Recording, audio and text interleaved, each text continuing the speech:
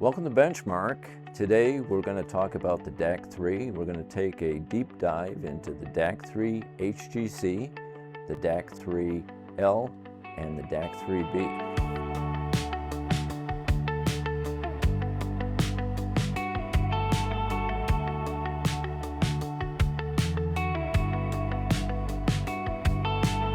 We're going to see what's in each of these, what's similar about them, and what's different.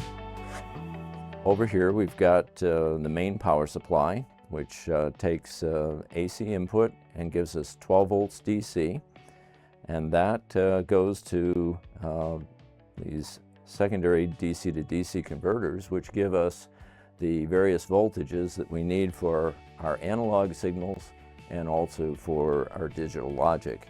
So we have the plus and minus 18 volt supplies right here up in this area. And we have plus 5, a plus 3.3, a plus 1.2, and a plus 1.8 for the various signals that we need.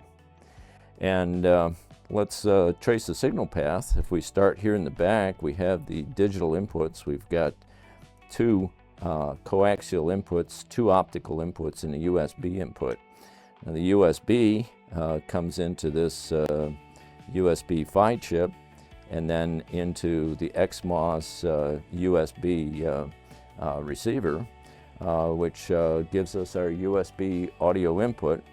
Part of that XMOS is this clock system over here, which has two fixed frequency oscillators, one for all multiples of 44.1 kilohertz and one for all multiples of 48 kilohertz. What those do is give us a stable oscillator to pull data out of the computer when we're using the USB audio input.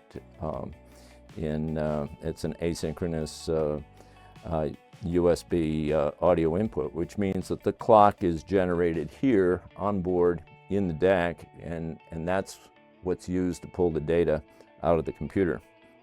Now the SPDIF inputs and the optical inputs go into this device right here, which is a combination digital audio receiver, sample rate converter, and actually has a volume control function as well.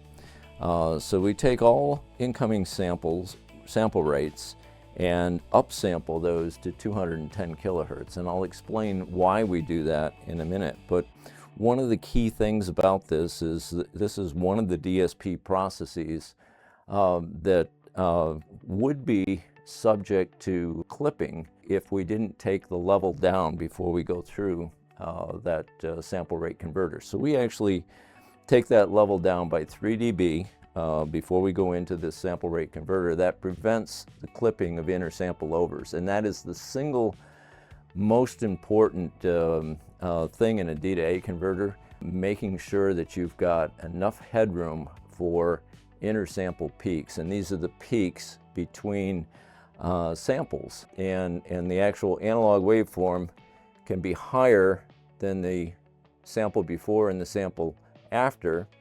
And if you don't have enough headroom in your DAC, and if you don't have enough headroom in your DSP, you can get instantaneous distortion exceeding 10%, and it's short duration bursts of distortion. And this is what really gives some sigma delta converters a bad rap, is that clipping of intersample peaks. So we prevent that by taking the level down 3 dB before we go into the sample rate converter. We upsample to 210 kilohertz, and we actually run the ESS DAC at that 210 kilohertz rate.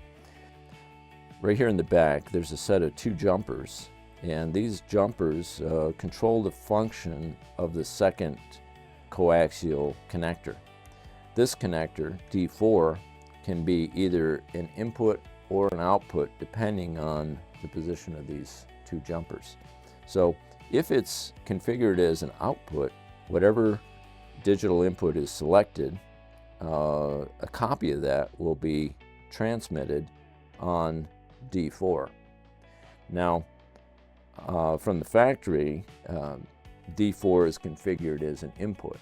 And so that gives you 2 SPDIF inputs, 2 optical inputs, and a USB input. But if I move those 2 jumpers, now whatever input I select, that digital signal is now available on D4, and I can run that over to another DAC3.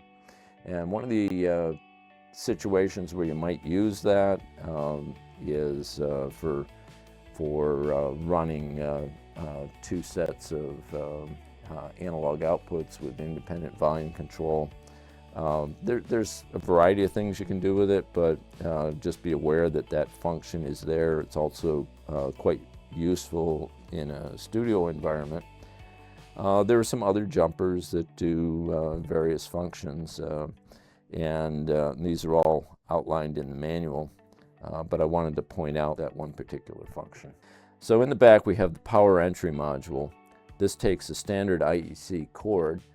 You can select whatever cord is appropriate for your country, and the power supply itself, the AC to DC module, is an international power supply that's universal.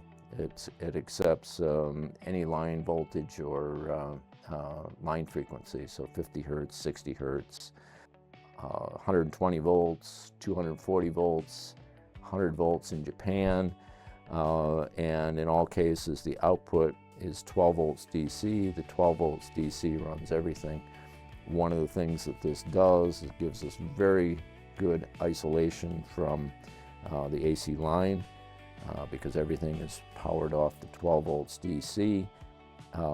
And the other thing that's important is because this is a switch mode power supply, we don't have a toroid transformer in here that's emitting magnetic fields. And that's super important in a low noise product to have a switch mode power supply and not a linear power supply. And I know that's contrary to popular belief. Everybody assumes that a linear power supply is quieter than a switch mode power supply, but actually the opposite is true. And there's a paper on our website that goes into more details on that. But the DAC3 would not have the performance that it has if it had a toroid transformer sitting in the box. So let's also look at the rest of the rear panel here. We've got 2 sets of analog inputs. These are RCA inputs. They come in through these AC coupling caps. Now you'll notice there's, if you were to look carefully, there's 3 sets of capacitors in parallel with each other.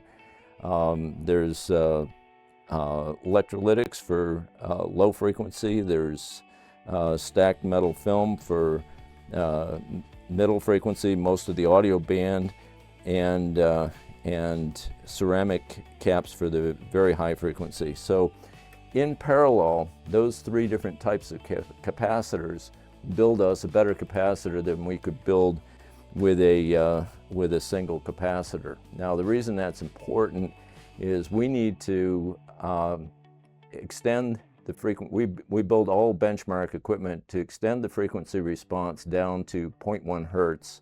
In order to do that, we've got to have large value caps, and the electrolytics are an important part of that. And it's just part of it. You wouldn't want to just use the electrolytics because they don't have, there's a lot of other characteristics that are not good about them. But when you parallel these 3 different types of caps, we get very, very low distortion, no distortion from the capacitors themselves, and very extended low frequency response.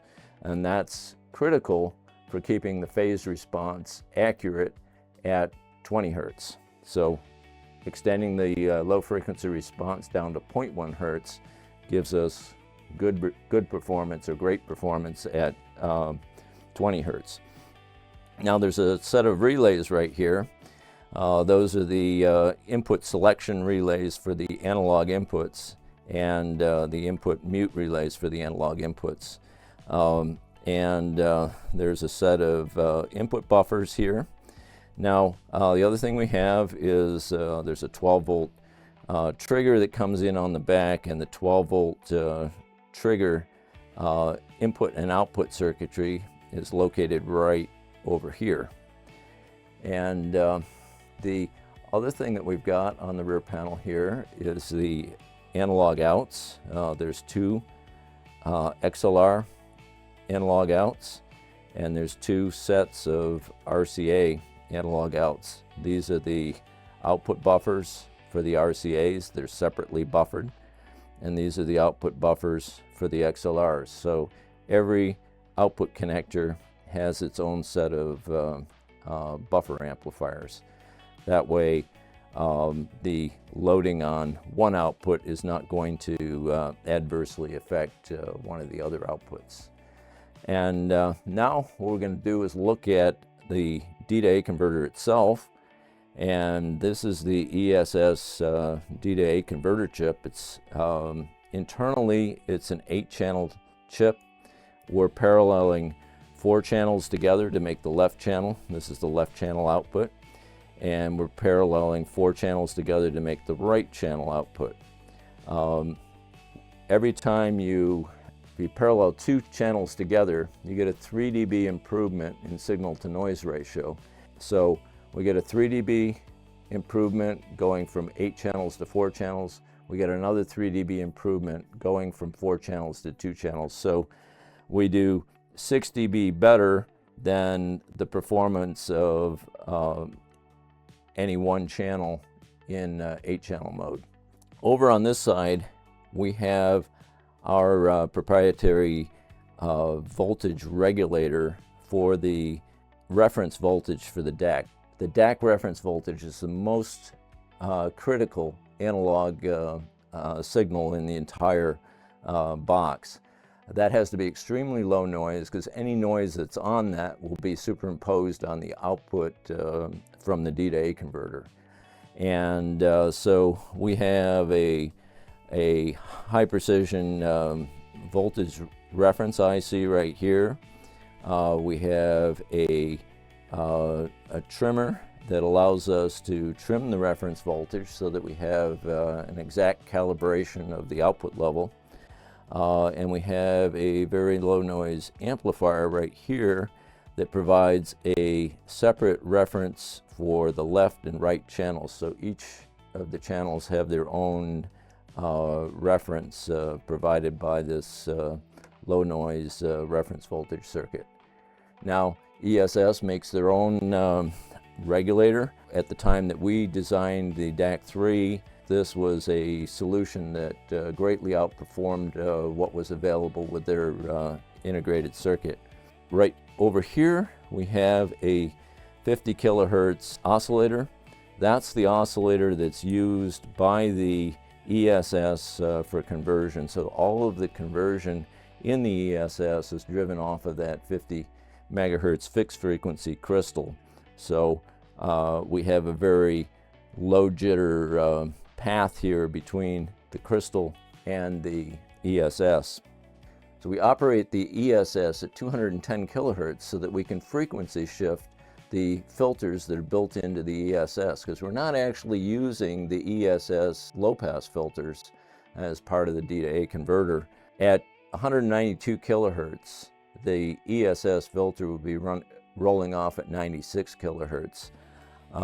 We run it at 210 kilohertz so that that roll-off is higher than 96 kilohertz, and in fact the entire transition band is above 96 kilohertz, so that we can use our own DSP low-pass filter for the DAC.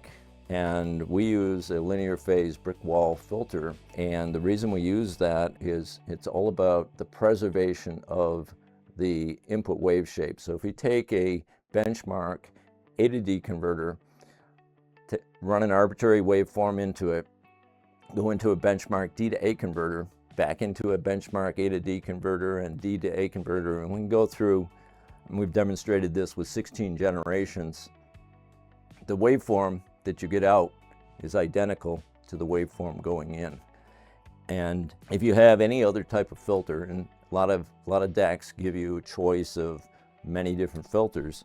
If any one of those filter stages is not a linear phase filter, the output wave shape does not match the input wave shape.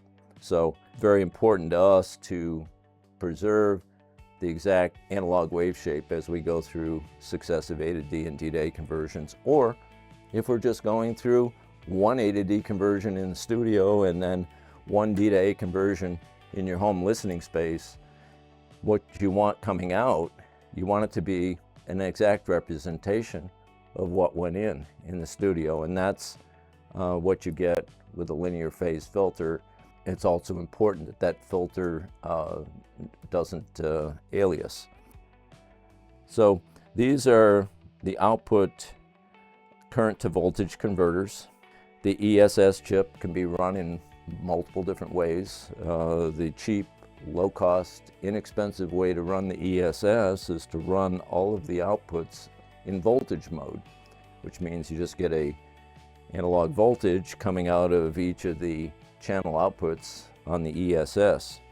It's also possible to servo those outputs so that they're held at a constant voltage, and what we do is we're measuring the current coming out of those pins, and that's what is the low distortion, high performance mode of operation for the ESS chip. So a lot of ESS designs, even though they've got the same chip, are not doing the current to voltage conversion, which is absolutely essential for getting the most performance out of the ESS chip.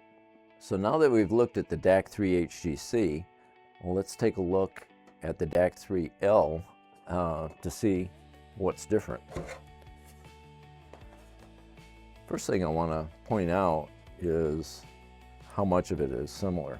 They are exactly the same circuit board, except that there are some components that are missing on the DAC3 L versus the DAC3 HGC. So obviously the headphone jacks are missing, headphone amplifier is missing, and that's basically the difference between these two. So the signal path is identical, the performance is identical. It's just got the headphone amplifier removed. Now, let's take a look at the DAC3 B. So we see that we've got quite a few more parts that are missing in the DAC3 B. Again, the headphone amplifier is omitted. You'll notice that the volume control pot is no longer there.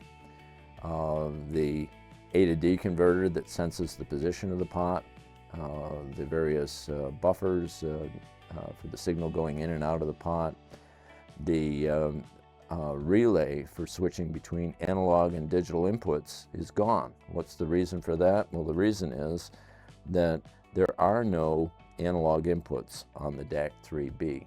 The DAC3 B is designed to operate in conjunction with an external preamplifier such as our LA4 or HPA4 preamplifier, or it's designed to be used in a system that has no analog inputs, where the volume is being controlled digitally upstream ahead of the D to A converter. So, for example, if you're streaming from a Roon endpoint or something that has a volume control built in, we take that digital output, we run it into a DAC3, and go right from the DAC3 to the power amplifier, and that can be your entire system. So for systems that don't need a volume control, all of this gets left out. The analog inputs are also omitted. Still have the 12-volt trigger, still have all of the digital inputs, still have the balanced outputs, still have a set of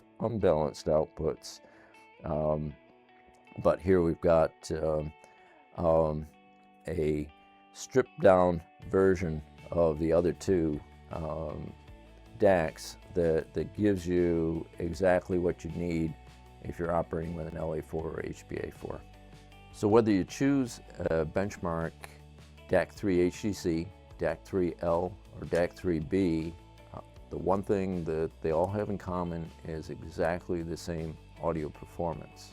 So it's a matter of selecting which features are right for you. If you're not sure, you can always operate a DAC3 HGC in conjunction with an LA4. So if there's a chance that you might upgrade later, just the fact that you bought the HGC or bought the L doesn't mean that you can't use each of those products with the benchmark LA4 or HPA4. And to make that happen, there's a volume control bypass function that you can enable that puts the volume control at the unity gain position and makes it functionally equivalent to a DAC3 B. So it'll make the DAC3 HGC or the DAC3 L behave exactly like a DAC3 B. Well, congratulations if you made it all the way through that. There's a lot of details in there, but each of these details are important to the functioning of the DAC3 and to the performance of the DAC3. So there's a lot that goes into actually getting the maximum performance out of the ESS chip and out of each of the other components to give you the ultimate enjoyment of a transparent D to A converter. So thanks for joining us.